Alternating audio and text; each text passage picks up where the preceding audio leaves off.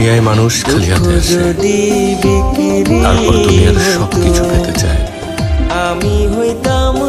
যতই পায় ততই কম হয়ে যায়।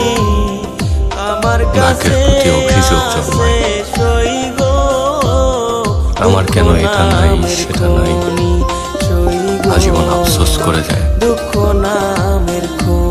তারপর একদিন সবকিছু ছেড়ে খালি হাতে দুনিয়া থেকে চলে যায়। আহারে মানুষ, আহারে দুনিয়া।